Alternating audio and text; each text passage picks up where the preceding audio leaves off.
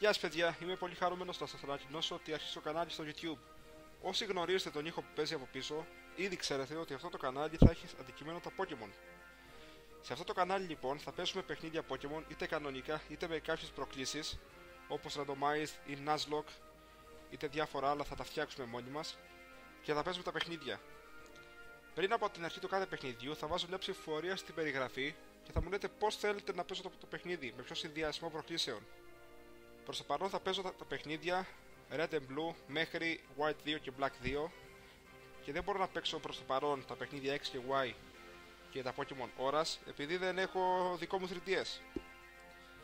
Θα κάνω επίσης μάχες στο PokemonShowdown.com και θα σας δείξω πώς μπορείτε να κάνετε μάχη εκεί και ομάδα για να πολεμάτε τους αντιπάλους σας. Θα κάνω μάχη με εσάς που έχετε κάνει εγγραφή στο κανάλι μου είτε με άλλους στο διαδίκτυο και θα δημοσιεύω τις μάχες στο κανάλι.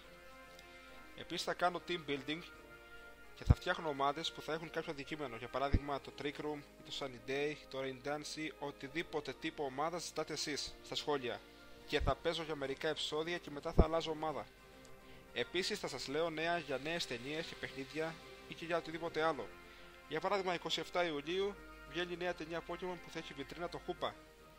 Στο τέλος του 15 ή στις αρχές του 16 θα βγει το επόμενο παιχνίδι Pokemon το οποίο θα είναι για 3DS, στο οποίο λογικά θα είναι κάποιο remake, κάποια σεζόν και παλαιότερου παιχνιδιού. Είμαι πολύ χαρούμενος που αρχίζω το κανάλι και ζητάω την υποστήριξή σας, επειδή στην Ελλάδα πλέον δεν ασχολούνται πάρα πολύ με Pokemon και θα σημαίνει πολλά για μένα εάν έχω την ανταπόκρισή σας και την ενεργή συμμετοχή σας στα βίντεο, όπως στα σχόλια ή στα like. Τα like με βοηθάνε να συνεχίζω να κάνω βίντεο. Για το λόγο αυτό, στην αρχή του καναλιού, η γλώσσα που θα μιλάω θα είναι τα ελληνικά, για να σας δείξω τα παιχνίδια, να παίζουμε μαζί, να σας εξηγάω μερικά πράγματα και να σας βοηθάω να φτιάχνετε ομάδες. Στη συνέχεια ίσως το αλλάξω στα αγγλικά, θα μου το πείτε εσείς στην ψηφορία. Σας ευχαριστώ πάρα πολύ που παρακολουθείτε το πρώτο μου βίντεο και να είστε σίγουροι ότι θα ακολουθήσουν και πολλά άλλα. Γεια σας.